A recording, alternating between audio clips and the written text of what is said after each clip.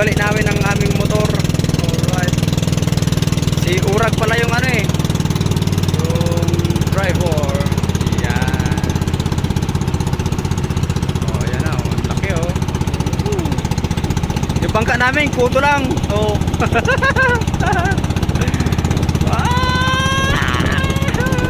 Kuto lang yung bangka namin mga kamanoy. Oh. Yung bangka nila. Nagting talaga mga kamanoy. Ito na yung mag-asawang bundok. Ito yung asawa niya. Ito yung babae.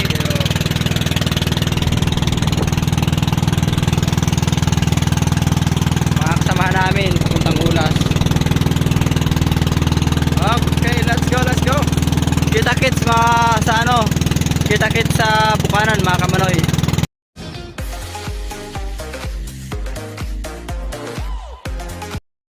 Yo mga kamanoy, Yodi Punggol. Punta kami ng Ulas ngayon ni Renal J. Kayo lang. At kasama namin si Kaglo. Kaglo at si Karinato. Kaato. Ayan, so punta kami ng Ulas ngayon mga kamanoy. Kung nakikita nyo ay medyo kulay Milo ang ating dagat-dagatan. Milo ba yan? Milo na yan. Kasi mga kamanoy, lakas ng ulan, ngayon lang tumigil. So sana sa pagdating sa Bukanan, puntang Ulas ay hindi na malakas yung alon, pero automatic maglalakad kami dito sa buhanginan. So nandun yung magandang view mga kamanoy. So let's go. So ayan mga kamanoy, alright, yung Port of Tamban. So maraming tambay ngayon. Ngayon ay Martes Santo. Alright. Ayan. Kailan kaya ako magkaroon ng ganyang motor mga kamanoy? Kaya yung ano tawag sa amin ay lancha. Ayan, ano yan, barko-barkuhan. Alright. So ayan mga kamanoy, laki yung motor niya no.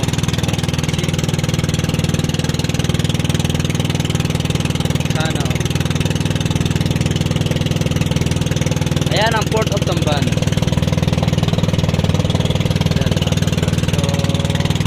Ayan yung looban, ayan yung elementary school.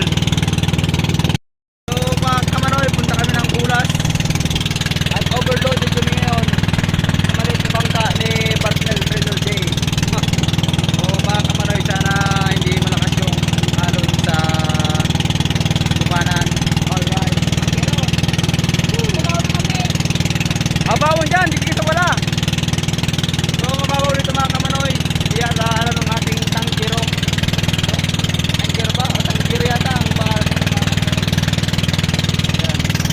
Ganito ang sitwasyon namin pag low tide. Ayan mga kamanoy, pag low tide ang Tamban, Tiambak, Camarines Sur. Right. Yung dagat namin ngayon mga kamanoy, malabo. Kasi kaninang umaga malakas yung ulan, talagang kumikidlat, kumukulog. Alright men. Ayan o. Ngayon lang ako nakapag-video dito mga kamanoy na ganyan yung low tide. So ayan ang Sunasize, the crowded housing in the Tamban, Tinambak, Camarines Sur. So ayan yan mga kamanoy. Ang laki ng bangka nila oh. Nagbibintol yan ng ano, nagbibintol yan ng ano, maliliit na limango. Ayan, nagbabaton na. Ayan, ganyan yan mga kamanoy. Ganyan din yung trabaho ko noon, nung elementary pa ako. Ayan, humahabol oh.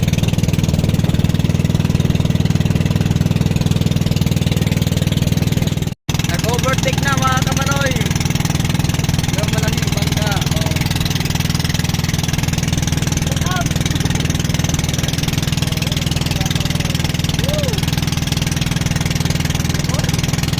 Kailan kaya magkaroon ng ganyan mga kamanoy? Talaga mahal yan.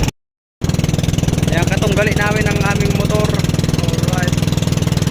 Si Urag pala yung ano eh, yung driver.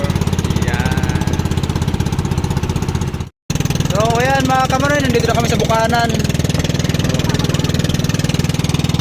Alright. So maraming sinampay. Ayan. Quiapo. Ayan, ito na po sa Bicol mga kamanoy. Alright, ito na yung bukanan na sinasabi ko kanina mga kamanoy na ano, lalakaran kung sakali. Pag malakas yung alon pero kalmada. Ayun. Ito yung mahawang baybay ng bukanan mga kamanoy. Yakang-yaka? Oh. Kaya. So, kalmada mga kamanoy. Alright. So, let's go. Ang habang buwangin na yan mga kamanoy. Oh.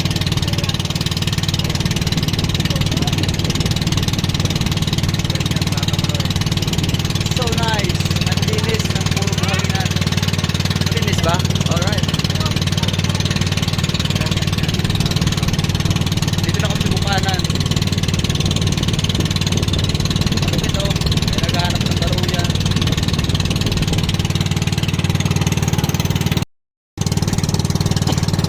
Oh, what's up mga kamanoy? Alright. At good news kasi hindi pa alon. Alright, dito tayo sa bukanan men. Pagkaroon natin yung bukanan. So, ayan. Malapit na kami sa ulas mga kamanoy. So, salamat dahil hindi maalon. Alright men, alright.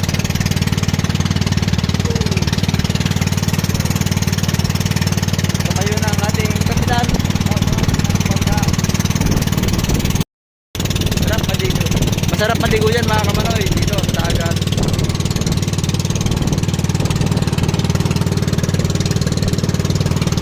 Malupit. Hindi siya maalon. Okay lang. Tamang ano lang. Safe.